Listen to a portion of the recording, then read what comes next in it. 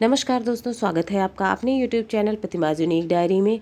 दोस्तों, सन 2023 में जीवित पुत्रिका अर्थात जितिया व्रत 6 अक्टूबर को रखा जाएगा। 6 अक्टूबर को अष्टमी तिथि पड़ रही है और इस दिन भगवान श्री गणेश, माता पार्वती, शिव जी, भगवान जीमूत वाहन, चील सियारन आदि की पूजा करने के बाद जो है पारण जो है दूसरे दिन यानी कि नौमी तिथि के दिन किया जाता है। अष्टमी तिथि 6 अक्टूबर को पड़ रही है, पूरे दिन में रहेगी, इसलिए पारण अष्टमी तिथि जब समाप्त हो जाती है, नौमी लग जाती है, तो अगले दिन यानी कि 7 तारीख को किया जाएगा। जितिया व्रत की इस वीडियो में आपको कथा सुनाने वाले हैं, जो कि व्रत के दिन आपको जरूर पढ़नी अथवा सुननी चाहिए। एक होगी राजा जीमूत वाहन की कहानी और सियारन वाली कहानी भी आपको बताएंगे।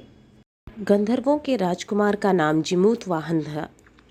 वे बड़े उदार और परोपकारी थे। जीमूत वाहन के पिता ने वृद्धा अवस्था में वानप्रस्थ आश्रम में जाते समय इनको राज सिंहासन पर बैठाया, किंतु इनका मन राजपाट में नहीं लगता था। वह राज्य का भार अपने भाइयों पर छोड़कर स्वयं वन में पिता की सेवा करने चले गए। वन में ही जीमूत वाहन को मलयवती नामक राजकन्या से भेंट हुई और दोनों में प्रेम हो गया। एक दिन जब वन में भ्रमण करते हुए जीमूत वाहन काफ़ी आगे चले गए, तब उन्हें एक वृद्धा विलाप करते हुए दिखी। पूछने पर वृद्धा ने रोते हुए बताया, मैं नागवंश की स्त्री हूँ, मुझे एक ही पुत्र है। पक्षीराज गरुड़ के प्रकोप से मुक्ति दिलाने के लिए नागों ने यह व्यवस्था की है कि वे गरुड़ को प्रतिदिन भक्षण हेतु एक युवा नाग सौंपते हैं। आज मेरे पुत्र शंखचूर्ण की बलि का दिन है।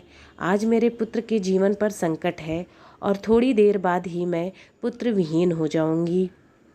एक स्त्री के लिए इससे बड़ा दुख क्या होगा कि उसके जीते जी उसका पुत्र ना रहे। जीमूत वाहन को यह सुनकर बड़ा दुख हुआ। उन्होंने उस वृद्धा को आश्वस्त करते हुए कहा, डरो मत, मैं तुम्हारे पुत्र के प्राणों की रक्षा करूंगा। आज उसके स्थान पर स्वयं मैं अपने आप को उसके लाल कपड़े में ढककर वध्यशिला पर लेटूंगा, ताकि गरुड़ मुझे खा जाए पर तुम्हारा पुत्र बच जाए।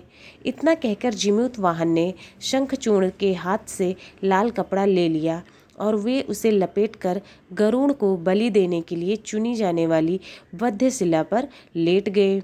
नियत समय पर गरुड़ बड़े वेग से आए और वे लाल कपड़े में ढके जीमूत वाहन को पंजे में दबोचकर पहाड़ के शिखर पर ले जाकर बैठ गए।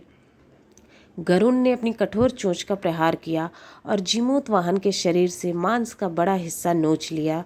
इसकी पीड़ा से जीमूत वाहन की आंखों से आंसू बह निकले और वह दर्द से कराहने लगे। अपने पंजे में जकड़े प्राणी की आंखों में से आंसू और मुंह से कराह सुनकर गरुड़ बड़े आश्चर्य में पड़ गए, क्योंकि ऐसा पहले कभी ना हुआ था। उन्होंने जीमूत वाहन से उनका परिचय पूछा। जीमूत वाहन ने सारा किस्सा कह सुनाया कि कैसे एक स्त्री के पुत्र की रक्षा के लिए वह अपने प्राण देने आए हैं। आप मुझे खाकर अपनी भूख शांत करें। गरुड़ उनकी बहादुरी और दूसरे की प्राण रक्षा के लिए स्वयं का बलिदान देने की हिम्मत से बहुत प्रभावित हुए। उन्हें स्वयं पर पछतावा होने लगा। वह सोचने लगे कि यह एक मनुष्य है जो दूसरे के पुत्र की रक्षा के लिए स्वयं की बलि दे रहा है, और एक मैं हूँ जो देवों के संरक्षण में हूँ, किंतु दूसरों की संतान की बलि ले रहा हूँ। उन्होंने जीमूत वाहन को मुक्त कर दिया। गरुड़ ने कहा, हे उत्तम मनुष्य, मैं तुम्हारी भावना और त्याग से बहुत प्रसन्न हूँ। मैंने तुम्हारे शरीर पर जो घाव किए हैं उसे ठीक कर देता हूँ। तुम अब अपनी प्रसन्नता के लिए मुझसे कोई वरदान मांग लो। राजा जीमूत वाहन ने कहा कि हे पक्षीराज, आप तो सर्वसमर्थ हैं। यदि आप प्रसन्न हैं और वरदान देना चाहते हैं तो आप सर्पों को अपना आहार बनाना छोड़ दें। आपने अब तक जितने भी प्राण लिए हैं उन्हें जीवन प्रदान करें। गरुड़ ने सबको जीवन दान दे दिया और नागों की बलि ना लेने का वरदान भी दिया। इस प्रकार जीमूत वाहन के साहस से नाग जाति की रक्षा हुई। गरुड़ ने कहा, तुम्हारी जैसी इच्छा वैसा ही होगा। राजा, जो स्त्री तुम्हारी इस बलिदान की कथा सुनेगी और विधि पूर्वक व्रत का पालन करेगी, उसकी संतान मृत्यु के मुख से भी निकल आएगी। तब से ही पुत्र की रक्षा हेतु जीमूत वाहन की पूजा की प्रथा शुरू हुई गई। यह कथा कैलाश पर्वत पर भगवान शंकर ने माता पार्वती को सुनाई थी। जीवित पुत्रिका के दिन भगवान श्री गणेश, माता पार्वती और शिव जी की पूजा और ध्यान के बाद ये कथा जरूर सुननी अथवा पढ़नी चाहिए। दूसरी कथा इस प्रकार है, चील्हो सियारो की कथा। जीवित पुत्रिका व्रत में चील्हो सियारो की एक कथा भी सुनी जाती है। वह संक्षेप में इस प्रकार से है। एक वन में सेमर के पेड़ पर एक चील रहती थी और पास की ही झाड़ी में एक सियारन भी रहती थी। दोनों में खूब पटती थी। चीलों को जो कुछ भी खाने को लेकर आती उसमें से सियारन के लिए ज़रूर हिस्सा रखती थी। सियारन भी चील्हों का ऐसा ही ध्यान रखती। इस तरह दोनों के जीवन आनंद से कट रहे थे। एक बार वन के पास गांव में औरतें जितिया के व्रत की पूजा की तैयारी कर रही थीं। चील्हों ने उन्हें बड़े ध्यान से देखा और अपनी सखी सियारों को भी बताया। फिर चील्हो सियारों ने तय किया कि वो भी यह व्रत करेंगी। सियारों और चील्हो ने जितिया का व्रत रखा। बड़ी निष्ठा और लगन से दोनों दिन भर भूखे प्यासे मंगल कामना व्रत में करती रहीं। मगर रात होते ही सियारन को भूख प्यास सताने लगी। जब बर्दाश्त न हुआ तो जंगल में जाके उसने मांस और हड्डी पेट भर खाया। चील्हो ने हड्डी चबाने के कड़कड़ की आवाज़ सुनी तो पूछा कि यह आवाज़ कैसी है। सियारन ने कह दिया, बहन भूख के मारे मेरा पेट गुड़गुड़ा रहा है और यह उसी की आवाज़ है। मगर चील्हो को पता चल गया। उसने सियारन को खूब लताड़ा कि जब व्रत नहीं हो सकता था तो संकल्प क्यों लिया था। सियारन लजा गई, पर व्रत भंग हो चुका था। चील्हो रात भर भूखे प्यासे रहकर व्रत पूरा कर लिया। चील्हो ने अगले जन्म में दोनों मनुष्य रूप में राजकुमारी बनकर सगी बहनें हुईं। सियारिन बड़ी बहन हुई और उसकी शादी एक राजकुमार से हो गई। चील्हो छोटी बहन हुई, उसकी शादी राज्य के मंत्री पुत्र से हो गई।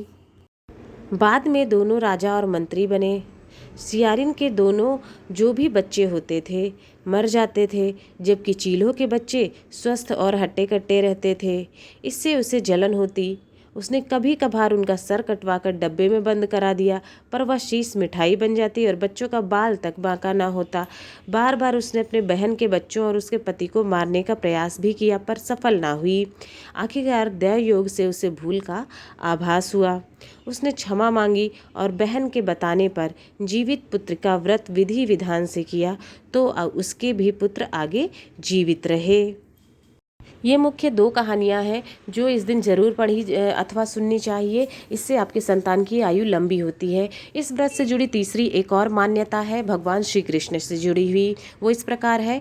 यह कथा महाभारत काल से जुड़ी हुई है। महाभारत युद्ध के बाद अपने पिता की मृत्यु के बाद अश्वत्थामा बहुत ही नाराज़ था और उसने अंदर बदले की आग जो है तीव्र थी, जिस कारण उसने पांडवों के शिविर में घुसकर सोते हुए पांचों लोगों को पांडव समझकर मार डाला था। लेकिन वे सभी द्रौपदी की 5 संतानें थीं। उसकी इस अपराध के कारण उसे अर्जुन ने बंदी बना लिया और उसकी दिव्य मणि छीन ली थी, जिसके फलस्वरूप अश्वत्थामा ने उत्तरा की अजन्मी संतान को गर्भ में मारने के लिए ब्रह्मास्त्र का उपयोग किया, जिसे निष्फल करना मुश्किल था।